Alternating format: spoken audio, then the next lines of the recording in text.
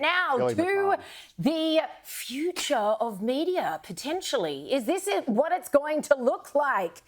The man looking after the LA Times has said that he's going to introduce AI-powered bias meter on news stories. This has sparked a backlash in his newsroom because obviously they're a bit offended.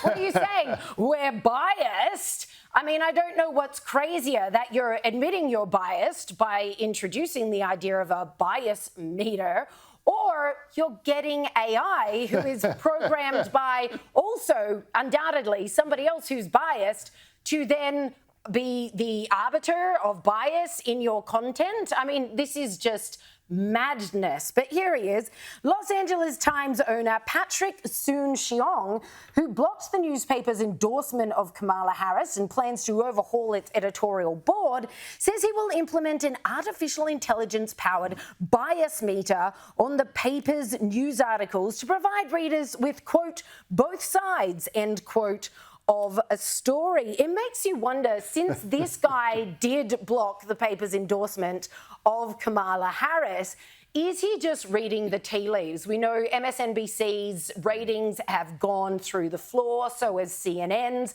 Mainstream media, regime media is very much on the nose right now in America. Americans feel lied to because you should have tuned into Sky News.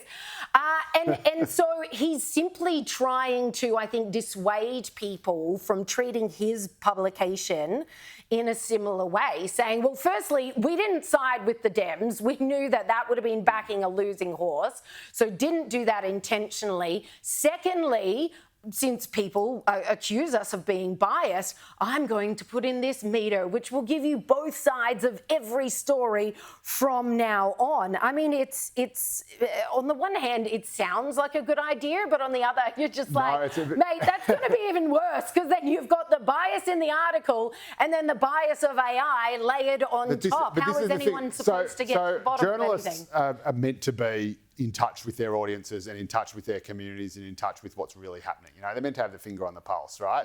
And the reason why so many journalists in the US completely failed to even see the possibility that Donald Trump was going to win, let alone absolutely romp it in, is because they are living in such tiny bubbles, that they're living in ivory towers. They are horrendous cultural snobs and elites, and they simply do not know, do not mix with the sort of people who'd had it up to the back teeth with how things were going and were going to vote for Donald Trump in droves. And so you've got a newspaper that is staffed by people who are incredibly elitist and out of touch. And the solution they come up with to solve this problem is the most elitist and out-of-touch solution you could possibly have to find. Because instead of saying to the newsroom, all right, guys, how did we get this wrong? Why did no one pick this up? I want you to get out there into the communities that voted for Donald Trump, find out why, find out what is happening in America that we missed. Why is Middle America at odds with California?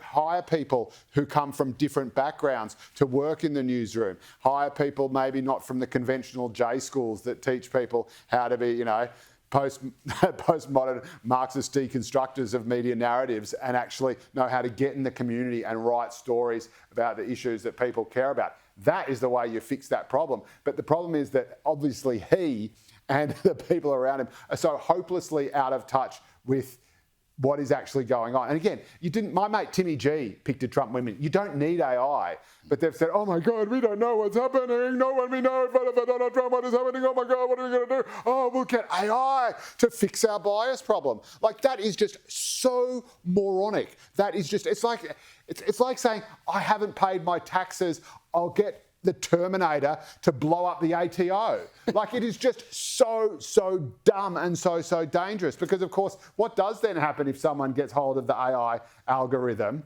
makes that bias to or against the Well, we already know how biased the AI algorithm is. We did plenty of stories on say something good about Biden and it would wax lyrical. Say something good about Trump. Sorry, can't do that. Nothing good to say about that guy, and so on and so forth. So we already know that this is not a point being, solution. this is a problem that is very, very obvious and very, very easy for human beings to solve. And the fact that they've thrown their hands in the air and said, oh, there's nothing we can possibly do, we better hire a robot to be the biasometer, is just the most knuckle-draggingly stupid prehistoric Neanderthal response. And that's insulting to Neanderthals because they were actually a lot more advanced than people think and interbred with Homo sapiens. The easiest way for him to solve this would simply be to sack almost all of his staff Yeah, I would and say. employ some actual journalists. Along with the Democratic rather than National people who are Congress. trying to turn the LA Times into a lefty blog. If you want to know just how biased the staff on the paper were, when the owner announced they would have a